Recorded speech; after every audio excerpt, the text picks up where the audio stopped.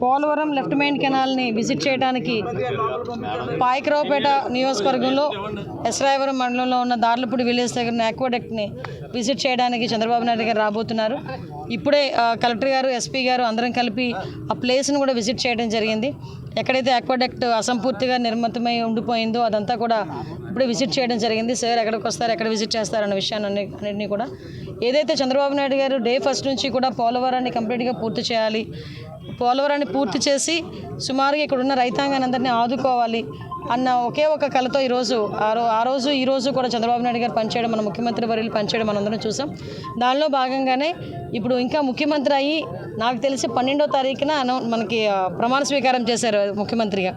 ఇంకా నెల రోజులు కాకముందే ఈరోజు చంద్రబాబు నాయుడు గారు పోలవరాన్ని విజిట్ చేయడం, అదేవిధంగా లెఫ్ట్ మెయిన్ కెనాల్ని ఇక్కడ విజిట్ చేయడం ఇవన్నీ చూస్తూ ఉంటే చంద్రబాబు నాయుడు గారి హయాంలో ఇప్పుడు ఈ పోలవరం కూడా అతి తొందరగా పూర్తి అవుతుందని మేము అందరం కూడా ఆశిస్తున్నాం.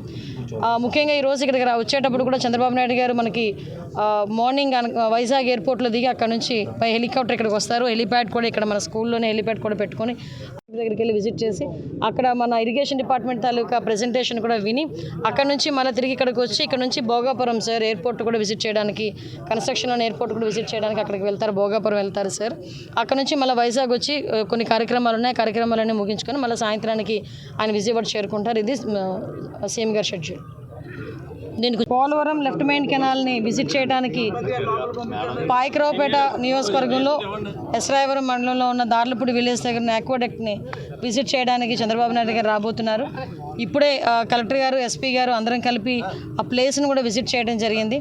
ఎక్కడైతే ఆక్వాడక్ట్ అసంపూర్తిగా నిర్మితమై ఉండిపోయిందో అదంతా కూడా ఇప్పుడే విజిట్ చేయడం జరిగింది. సార్ ఎక్కడికి వస్తారు, ఎక్కడ విజిట్ చేస్తారన్న విషయాన్ని అన్నింటినీ కూడా ఏదైతే చంద్రబాబు నాయుడు గారు డే ఫస్ట్ నుంచి కూడా పోలవరాన్ని కంప్లీట్గా పూర్తి చేయాలి, పోలవరాన్ని పూర్తి చేసి సుమారుగా ఇక్కడున్న రైతాంగాన్ని అందరినీ ఆదుకోవాలి అన్న ఒకే ఒక కళతో ఈ రోజు కూడా చంద్రబాబు నాయుడు గారు పనిచేయడం, మన ముఖ్యమంత్రి వర్యులు పనిచేయడం మనందరం చూసాం. దానిలో భాగంగానే ఇప్పుడు ఇంకా ముఖ్యమంత్రి అయ్యి నాకు తెలిసి 12వ తారీఖున మనకి ప్రమాణ స్వీకారం చేశారు ముఖ్యమంత్రిగా.